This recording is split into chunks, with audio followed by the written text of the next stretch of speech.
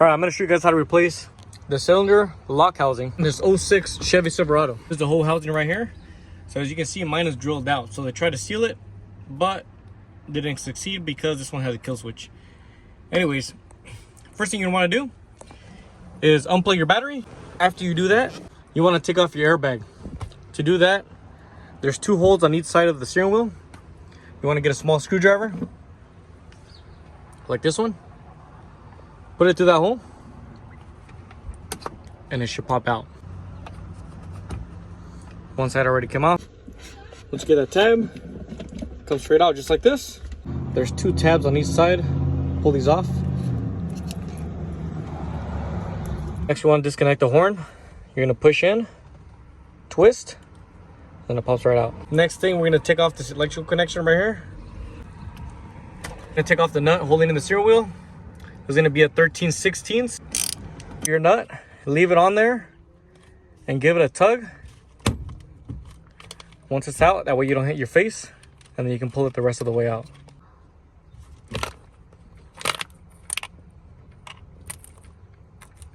There's a snap ring right here holding this piece in.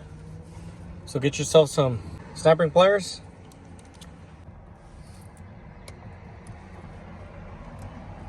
I'm gonna slide this piece off.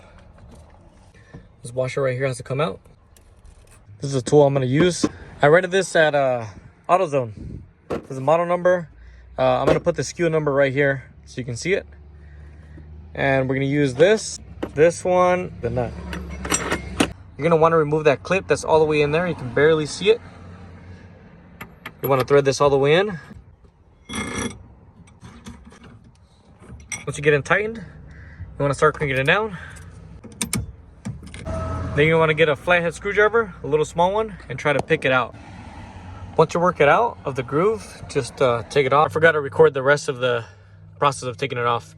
You're gonna wanna take off these 3 bolts. There's 2 here, and there's 1 right back there. You can barely see it.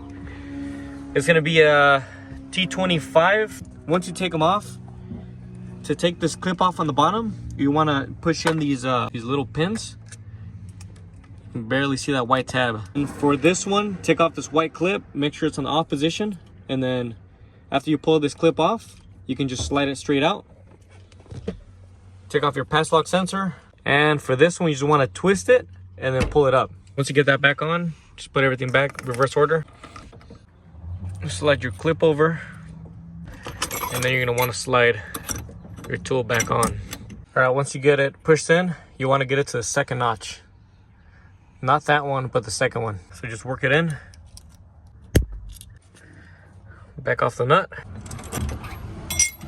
If you're done with that part, slide your washer in and put this over. If you're using your old one or your new one, put it in. It only goes one way, 2 lines up there. There it is. You get your steering wheel, slide it on. Make sure you feed them through the hole, your wires, your connections. Then you want to get your nut, slap it on. Next, you want to get your 13/16. Connect your electrical connections. Line up the pins. Last step would be just program that key. I'll show you guys how to do that right now. Now for the relearn process, you're gonna turn the key on. Obviously it's not gonna start. You're gonna have that security light flashing. It'll stop flashing maybe about like 10 minutes. After your 10 minutes, it should go out. Once it goes out, turn it off for like 5 seconds and then do it again. You're gonna do that a total of like 3 or 4 times. By the 4th time, if we try to start it, it's gonna learn the voltage inside the ignition, and it should start after that. All right, so this is the 4th time. So the security light should go out. Then it should start. That's pretty much all there is to it. It might take a few times, but it'll start. So, I mean, I will show you guys how to put this on, but I mean, they pretty much just took this too with it. So that's pretty much gonna wrap up this video. Thank you guys for watching, and I'll see you guys on the next one.